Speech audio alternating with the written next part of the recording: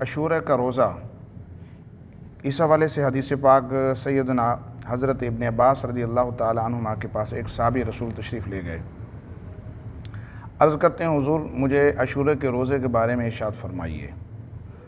تو سیدنا حضرت ابن عباس زمزم کے کنویں کے پاس بیٹھے تھے، اپنی چادر سے ٹیک لگا ہوئے تشریف فرما تھے۔